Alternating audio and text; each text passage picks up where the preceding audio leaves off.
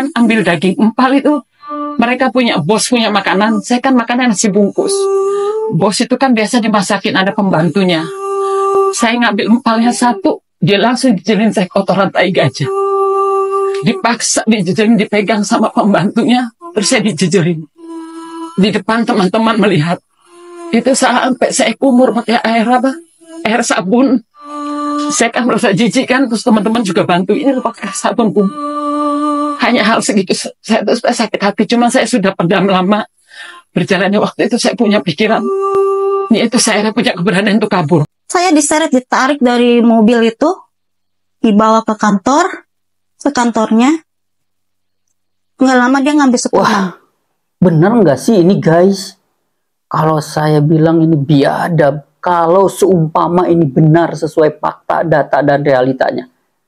Orang dianiaya hingga dikasih kotoran gajah. Gila ini.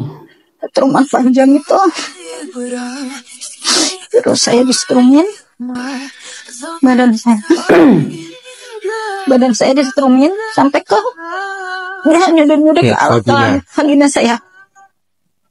Selama 3 hari saya ditidur di kandang macan. Ada macannya? Sebelahan sama macan. Bos punya makanan, saya kan makanan nasi bungkus. Bos itu kan biasa dimasakin, ada pembantunya. Saya ngambil empalnya satu, dia langsung dijelin saya kotoran tai gajah.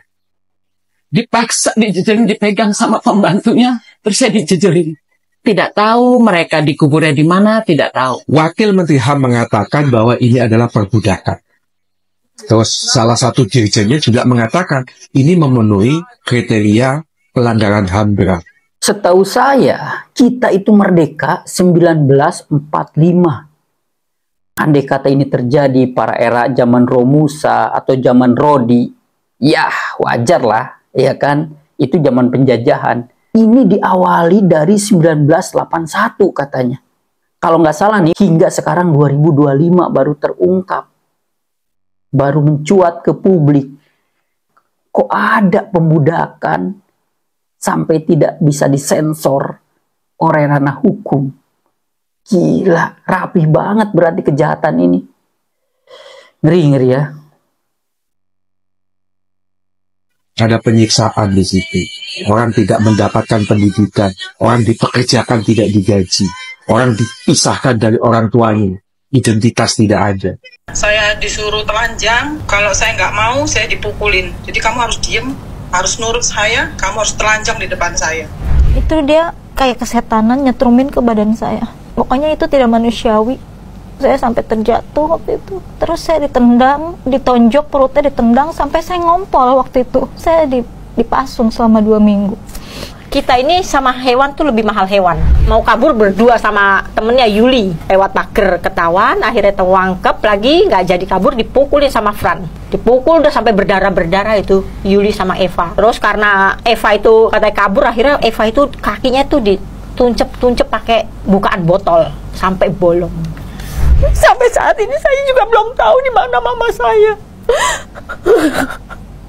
Kadang saya juga melihat ya, kalau setiap kali datang ke kuburan, guys, saya pribadi pun sampai ada binti amarah, emosi mendengar ini. Mudah-mudahan sih ini tidak benar ya.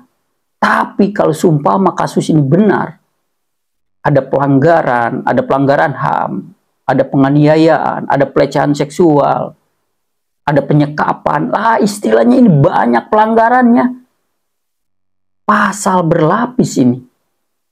Mudah-mudahan para aparatur hukum, pemerintah bisa bertindak. Apakah ini hoax, fakta, data, realita? Saya masih abu-abu nih. Tapi saya yakin para korban. Binti siapa? Dan nanti kalau saya mati itu binti apa itu yang ada? Bahwa telah terjadi penganiayaan, pelanggaran HAM, penyekapan, pemerkosaan di Oriental Sirkus Indonesia yang ada di Taman Safari ini. Wah, kita lihat lagi ya. Kali saya ingat pada waktu saya dirantai, saya dalam keadaan hamil, itu saya ingat sekali. Terus setelah saya melahirkan pun saya dipisahkan dengan anak saya dari kecil. Jadi saya sangat ingat, trauma yang sangat besar buat saya itu sebetulnya. Anaknya dibawa kemana?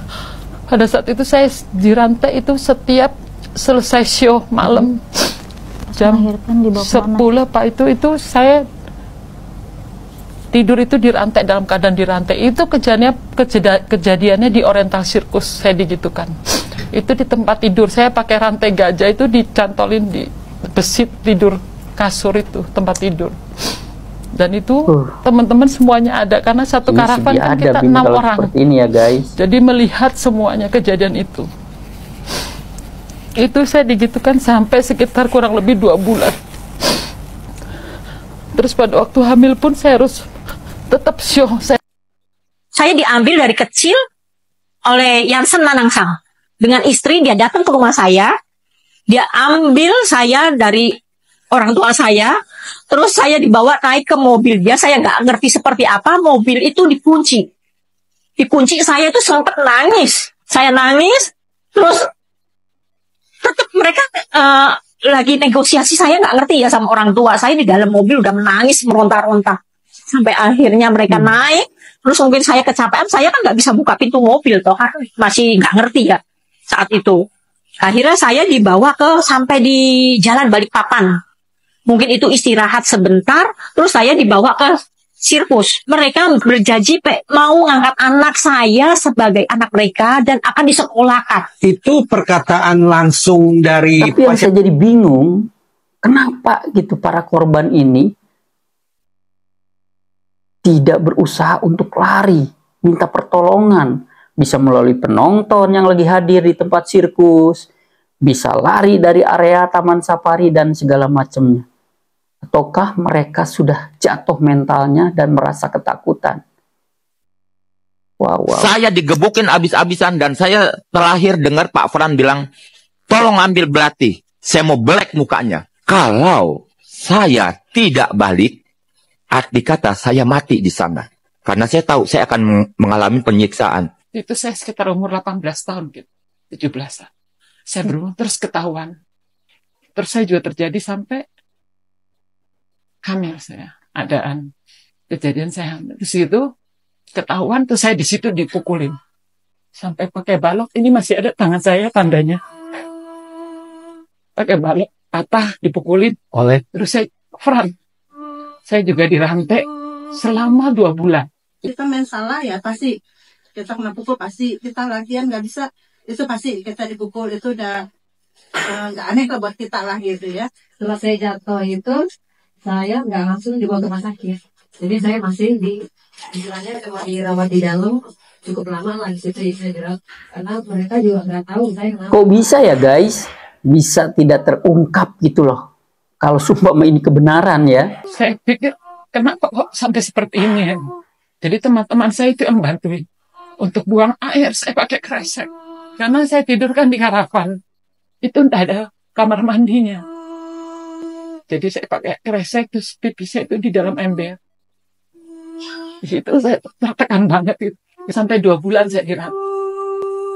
2 bulan setiap habis selesai show, itu saya dirantai. Terus berjalannya waktu, setelah selesai saya dirantai, saya melakukan aktivitas seperti biasa. Main, latihan.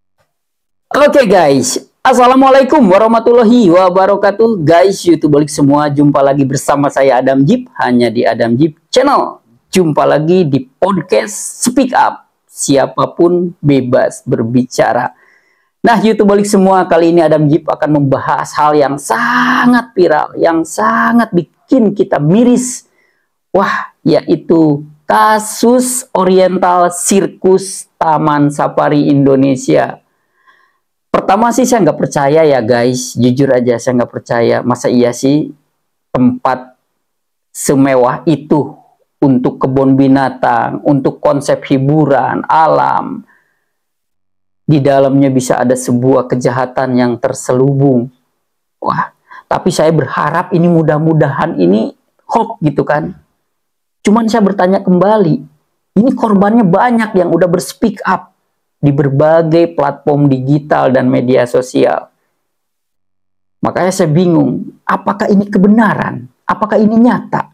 Khususnya di wilayah sirkus Oriental Indonesia ini telah terjadi penganiayaan, telah terjadi yang tidak memanusiakan manusia.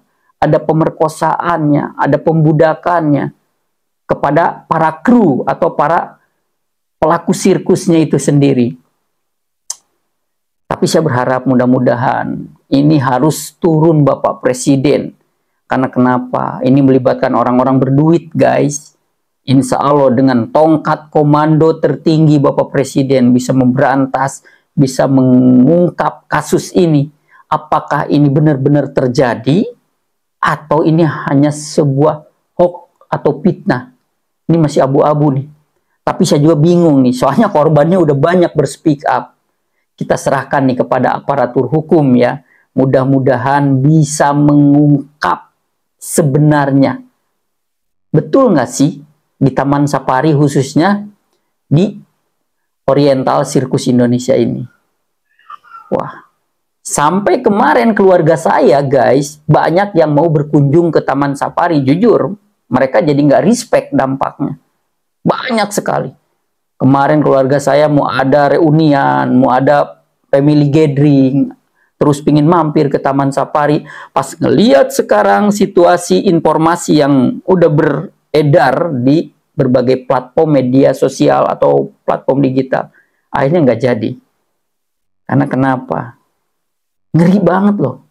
Kita ini negara merdeka. Anggaplah dari tahun 81 Indonesia udah merdeka.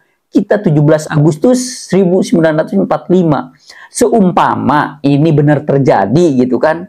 Kok bisa kejahatan terselubung ini tidak tercium oleh para aparatur hukum? Apakah mereka saking rapihnya hingga aparatur hukum tidak bisa menembus, semacam terisolasi masuk sebuah dimensi lain gitu loh, yang tidak bisa dijangkau oleh ranah hukum? Saya bangga dengan kepolisian Indonesia, semua kejahatan akan diberantas. Saya percaya kepada Kapolri, kepada Bapak Presiden.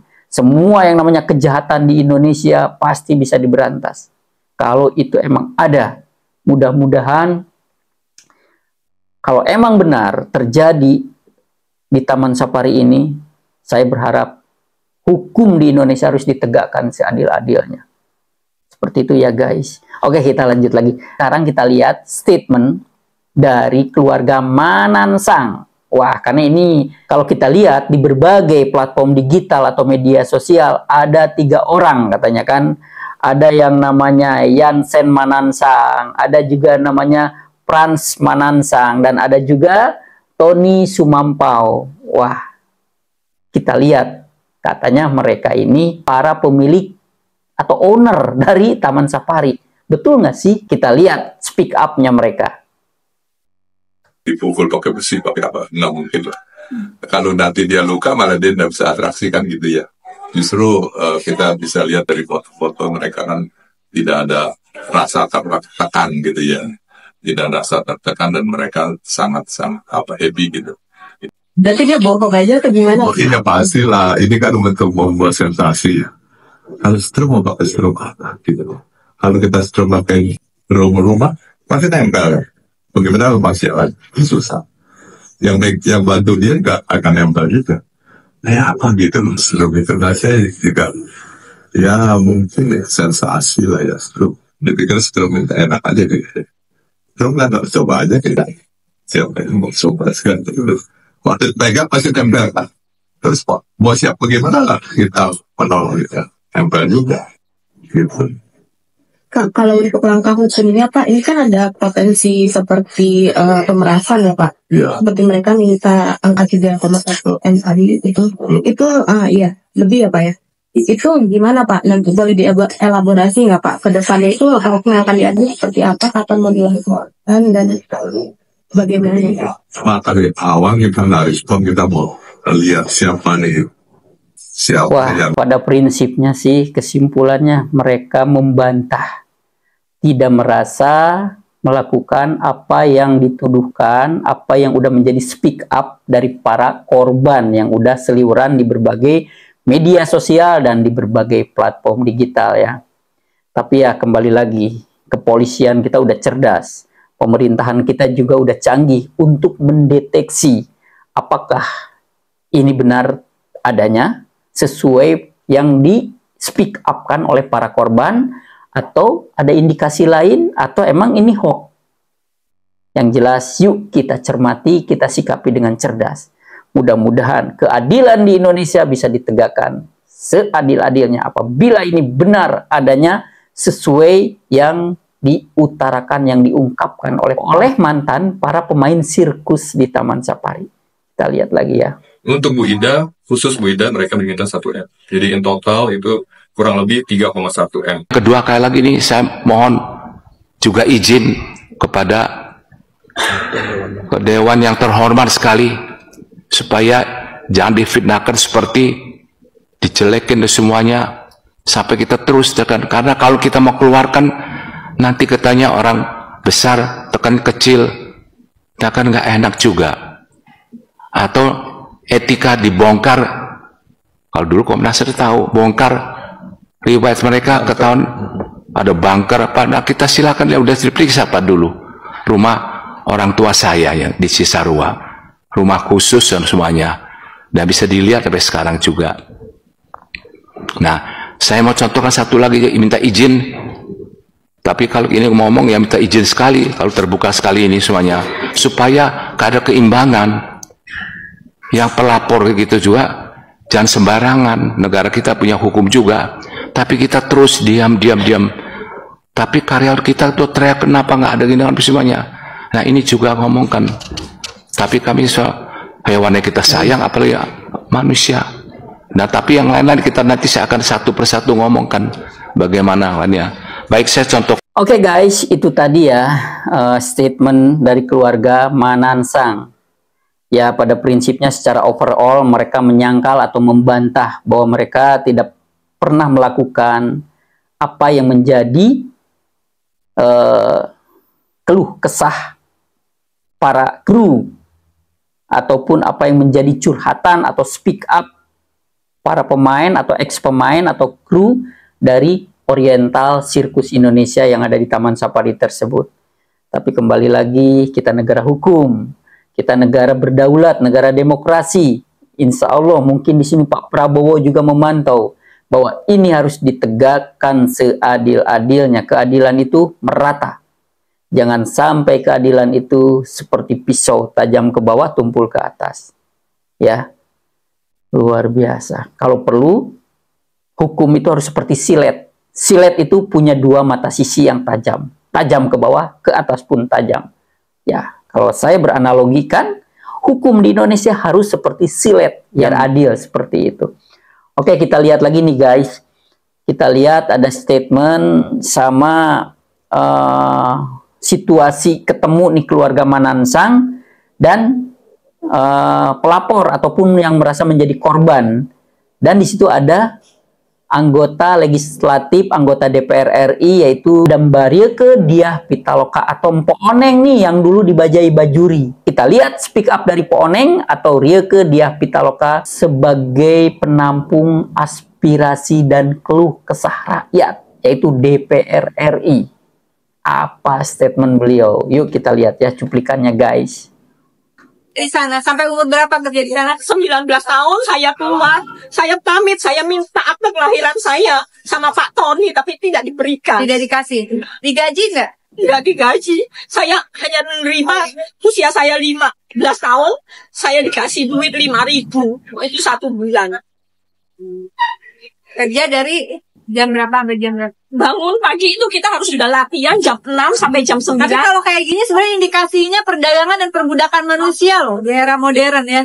Jadi jangan harap kita bisa mengejar kasus-kasus trafficking, kasus-kasus perbudakan modern yang saat ini terjadi warga negara Indonesia di luar negeri. Ketika kasus di dalam negeri tidak bisa kita ungkap, keadilan itu memang harus diperjuangkan dan harus disuarakan.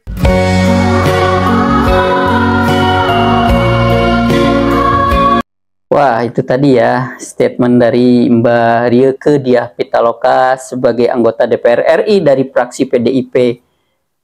Yang jelas kalau saya berspeak up di sini, saya mohon kepada para wakil rakyat pusat khususnya saat ini yang menangani adalah Komisi 3 DPR RI.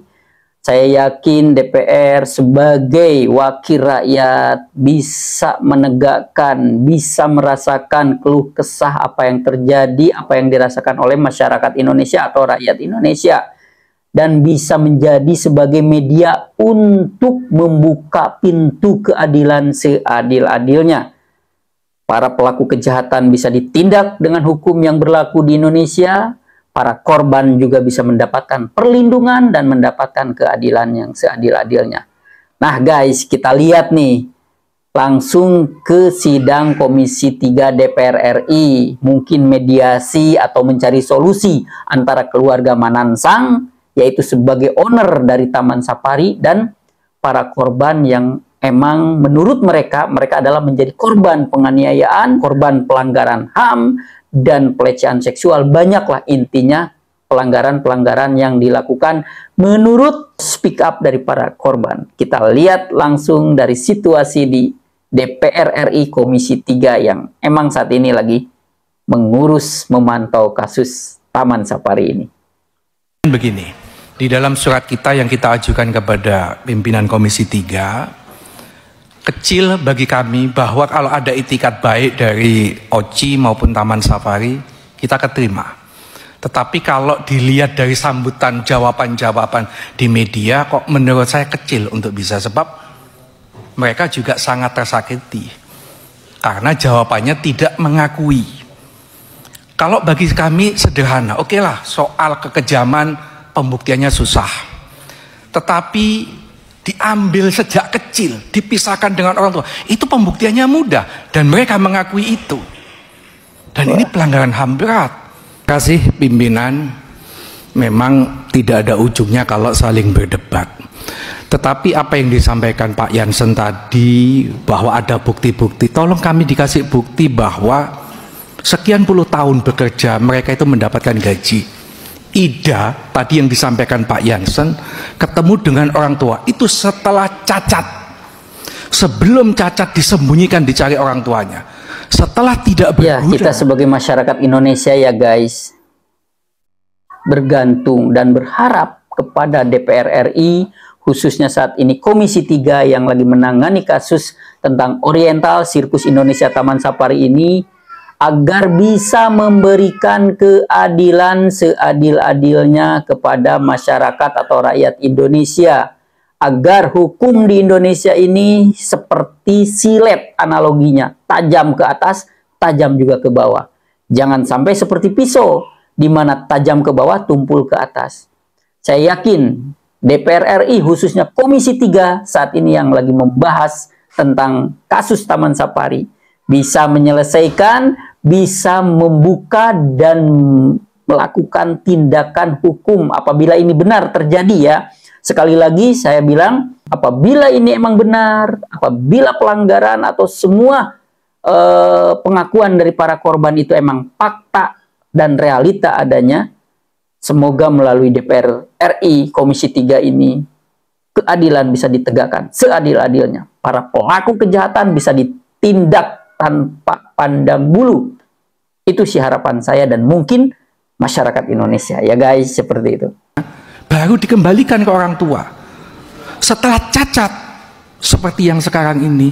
1 rupiah pun, tidak usah 1 juta, 1 rupiah pun tidak dapat santunan. Maka kembali lagi, kalau ini kembali ke rekomendasi Komnas HAM, selesai kekeluargaan, nggak pernah dijalankan. Oke, 1. Yang kedua tadi disampaikan orang tuanya anak-anak ini yang menyampaikan ke bapaknya Pak Adi. Ini Lisa, saksi hidup yang ngambil Pak Jansen. Kasih kesempatan dia cerita bagaimana dipisahkan dengan orang tuanya, dia nangis di dalam mobil itu. Mumpung ada. Bagi saya ini pelanggaran berat. Ayolah, apa yang disampaikan oleh pimpinan tadi, niatan baik itu diterima dengan lapang dada. Dan yang benar Pak Jansen, dengan segala kerendahan hati, dengan segala keterbukaan perasaan, pikiran Pak Jansen sebagai juga pemain, ini sikapi dengan seksama, yuk duduk sama-sama, gak usah cari kesalahan, pasti nggak akan benar. Dirkrim nanti pusing lagi kerja baru Pak. Oke guys, itu tadi ya kita lihat dari situasi keadaan di ruang forum diskusi atau mediasi mencari solusi dari ruangan Komisi 3 DPR RI. Kembali lagi, semoga dari wakil rakyat itulah rakyat bisa berlindung rakyat bisa mengadu keluh kesah atau nasibnya, dan rakyat bisa mencari keadilan melalui wakil rakyat tersebut atau DPR RI ya.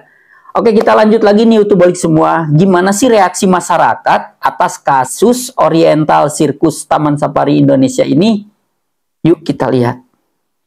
Yang terhormat Bapak Ahmad Saroni, Wakil Ketua Komisi 3 DPR RI. Mohon maaf ya Pak ya, tapi saya lihatnya statement Bapak kok aneh banget ya Pak. Kasus Taman Safari itu bukan kasus kecil Pak yang bisa diselesaikan pakai cara kekeluargaan. Ini case bisa masuk case internasional Pak. Ada kasus eksploitasi anak, ada kasus perbudakan, ada kasus penyiksaan. Jadi ini bukan kasus main-main Pak. Kalau Bapak bilang statement dari masing-masing pihak nggak akan ketemu, ya emang nggak akan ketemu karena masing-masing merasa benar. Atau salah satu pihak ya mencari pembenaran. Iya nggak etis gitu kalau Bapak nyaranin ini pakai cara kekeluargaan nyelesainnya. Yang etis adalah minta kasus ini diusut sampai tuntas. Karena korbannya banyak Pak, nggak cuma 1-2 orang. Kalau masalah mana yang benar mana yang salah ya mari dibuktiin di proses hukum nanti. Boykot Taman Safari, kelakuan mereka udah benar-benar kayak saat enggak manusiawi lagi nih soalnya. Makin kesini makin banyak yang speak up. Gak bisa gue sabar. Lu tahu nggak? Ketiga anak ini emang sengaja dari anak-anak di bawah umur supaya dia asuh sama dia, habis itu dipisahin dari orang tuanya. Makanya pas udah gede orang-orang ini jadi nggak tahu sama orang tuanya. Kalian tanpa ini kita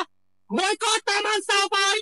Selanjutnya kami juga menyampaikan keprihatinan dan rasa simpati yang tinggi terhadap dugaan penganiayaan, tindakan kekerasan yang dilakukan oleh Taman Safari bisa ya terhadap kasus para pegawai khususnya yang bekerja di yang sangat panjang sebagai pekerja sirkus sekarang gitu loh. Semoga peristiwa tersebut bisa dituntaskan baik dari sisi aspek ketenagakerjaan maupun dugaan tindak pidananya. Di Jawa Barat tidak boleh ada peristiwa-peristiwa yang memiliki nuansa kekerasan, menghilangkan hak-hak orang, rasa tenang, rasa nyaman, dan sejahtera hidupnya.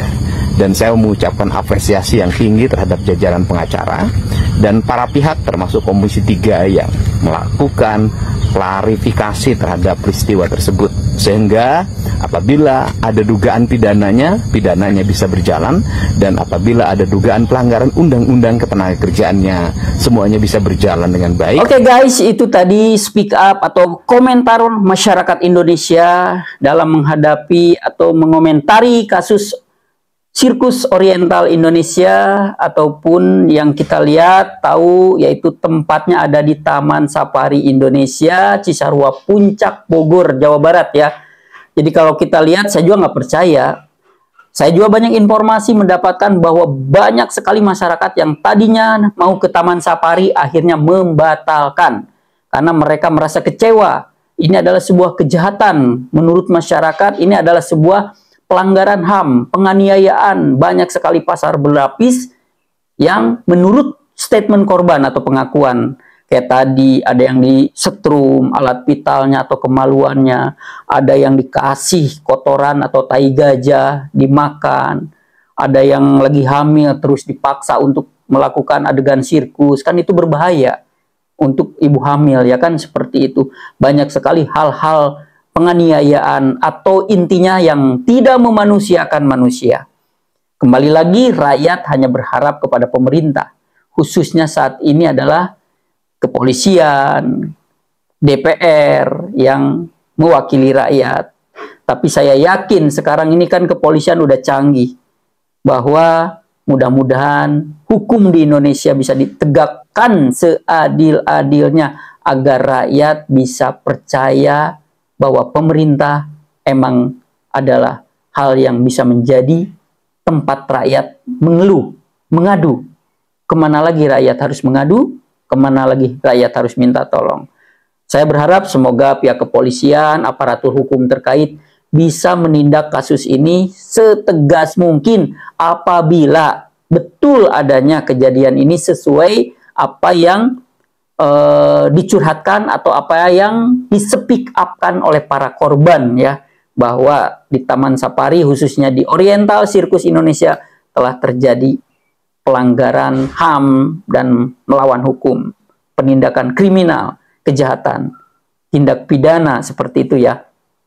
Oke YouTube balik semua, itu tadi konten terbaru dari Adam Jeep.